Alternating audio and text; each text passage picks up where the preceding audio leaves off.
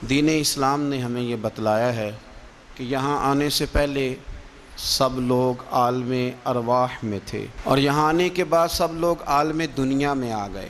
اس کے بعد جو آخری جہان ہے وہ عالم آخرت ہے، لیکن عالم دنیا اور عالم آخرت کے بیچ جو جگہ ہے اسے عالم برزخ کہا جاتا ہے۔ برزخ کا معنی تو پردے اور آڑ کے ہوتے ہیں، لیکن برزخ اس زندگی کو کہتے ہیں جو مرنے سے شروع ہو جاتی ہے اور قیامت کے قائم ہونے تک وہ زندگی انسان کے ساتھ رہتی ہے، اسے عالم برزخ کہا جاتا ہے۔ اسی کو قبر کی زندگی کہا جاتا ہے، اسی کو عذاب قبر کا نام دیا جاتا ہے۔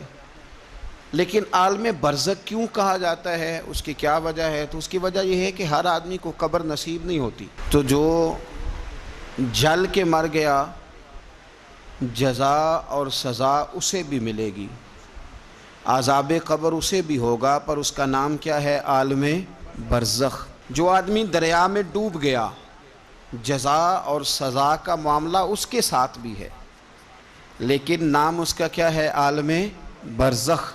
نبی کریم صلی اللہ تعالی علیہ وسلم ارشاد فرمانے لگے، حضور فرماتے ہیں کہ ایک شخص نے وصیت کی تھی کہ جب میں مر جاؤں تو مجھے بڑا ڈر آتا ہے، میں اللہ کے حضور کس طرح کھڑا ہوں گا۔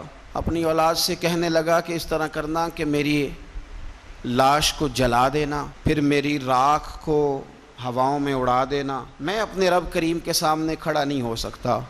اس کے بچوں نے اسی طرح کیا۔ تو حضور صلی اللہ علیہ وسلم فرماتے ہیں پھر اللہ نے زمین کے ذروں کو حکم دیا اور زمین نے سارے ذرے اکٹھے کیے، پھر رب نے اسے زندگی دی اور پھر پوچھا یہ تو نے وصیت کیوں کی تھی؟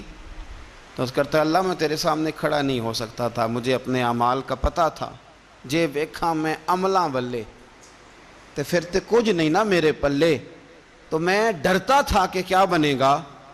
تو رب فرمائے گا فرشتوں میرا بندہ سچ کہتا ہے، اسے میرے فضل سے جنت عطا کر دو۔